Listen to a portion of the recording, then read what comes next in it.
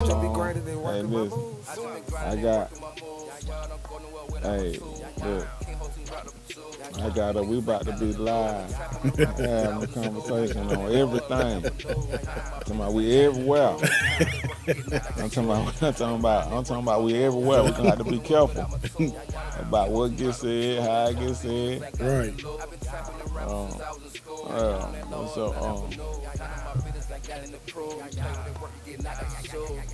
yeah, man. So, but what I was calling it, man, I said, hey, man, look, like moving from Mobile to Atlanta, what we were just talking about, moving from Mobile to Atlanta. And you said what? If you move from Mobile to Atlanta, you got to be what? You got to be ready for that change. You know, it's a beast out here. So it ain't like you moving from a small city, you coming to this big city. It ain't like how you think it is. You got to come out here and hustle and grind hard. Hey, man, hey, uh, you got to get out here and get to it. There's some people they out here they think it's a game Yeah, though. they really do think it's a game. It ain't for real. And I Yeah, know they that think firsthand. You know. they So think it's a game. I don't know what they be thinking, but I be like, man, it's not a game the way you think it's a game. not at all, man. You got to be willing to get out here and get it, man. You know.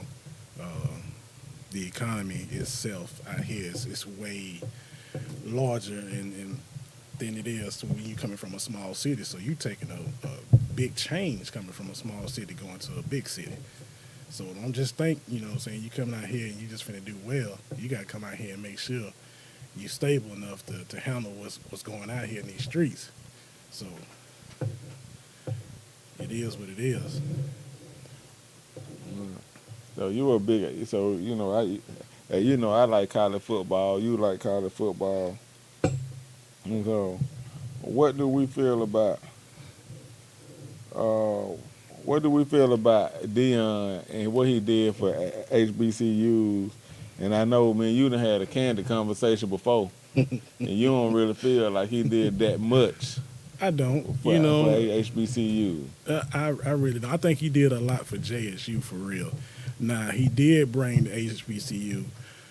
He got them more attention, being that he was the coach for JSU. Now HBCU's been around just as long as these other colleges, so you can't sit here and say that you made HBCUs what they are now, which is not true.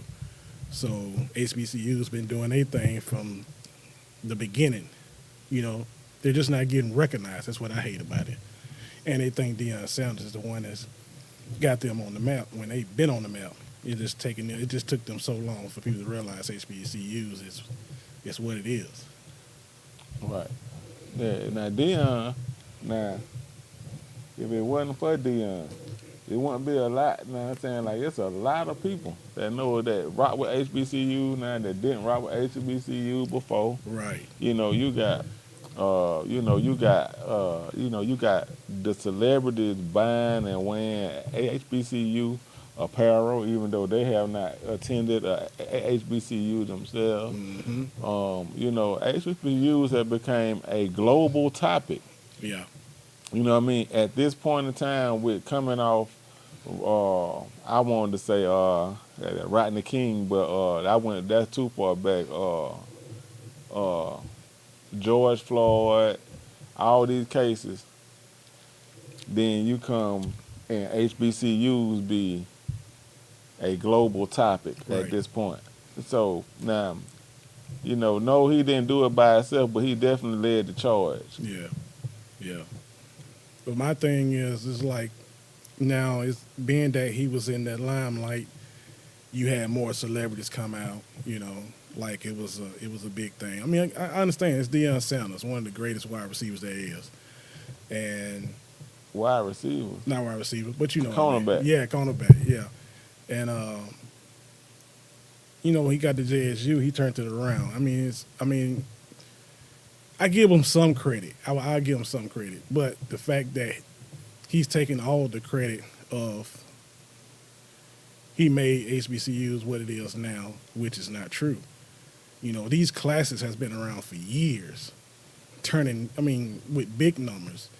You know, Now they're being televised on ESPN and all these other channels. But we been here. You know what I'm saying? We been here. So it ain't like it's nothing new. So Right. All right, it ain't that new. What up, JoJo? What up, JoJo? Appreciate you checking in, JoJo. Appreciate you checking in, JoJo. We talking about the Deion Sanders thing, and he's, and I got my guy here saying that Deion hadn't done that much. He just done a smidgen. Or he's just trying to say he done a smidgen of work. Hey, the Deion ain't did nothing but a little smidgen of work. hey man, I mean, HBCUs they been here, man. I mean, you can't get that man all that credit for what's been going on. That's what has already been going on.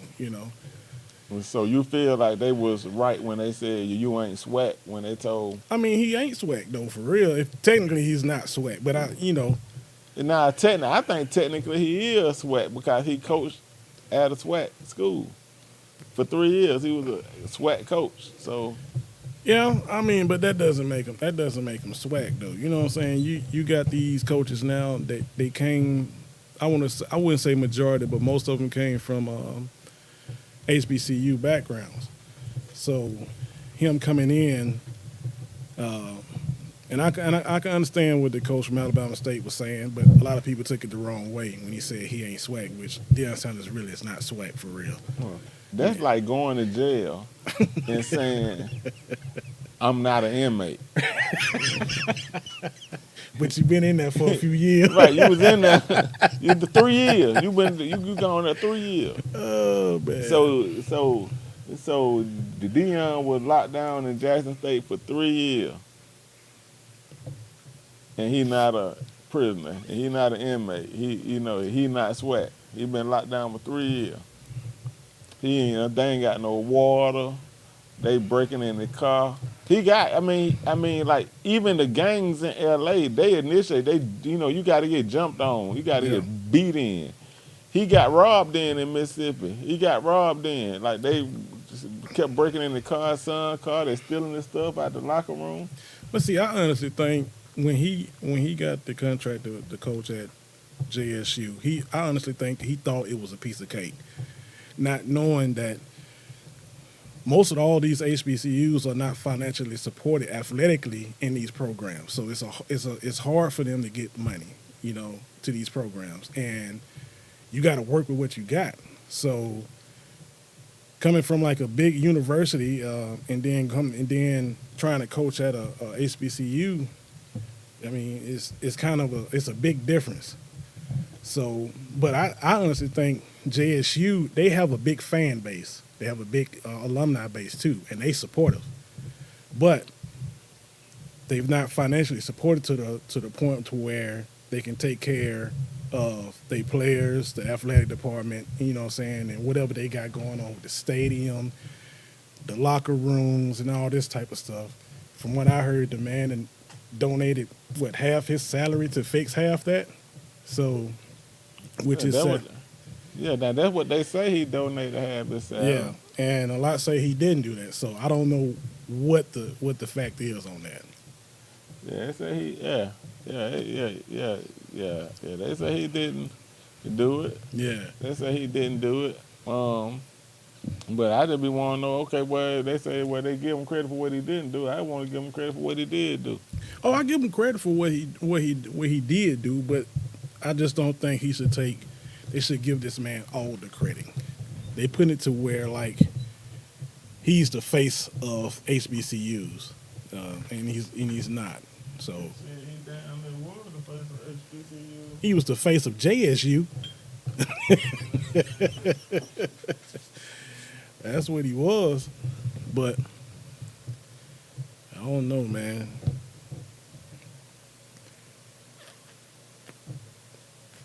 I ain't discrediting him for what he done. I don't think he should receive all the credit.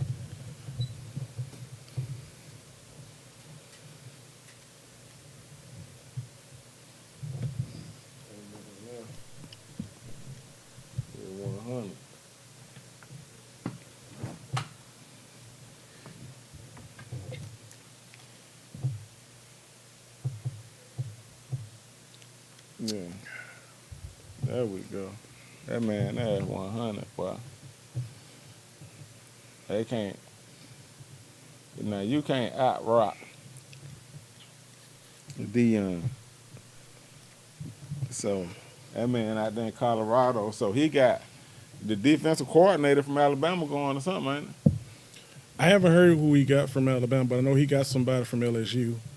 And, of course, he got the head coach from Mississippi Valley State. But I think that's only because he had helped them out. Deion helped them out with the situation they had going on at their school. So, of course, he would return the favor and come help him coach at Colorado. Mm. That's how I see that.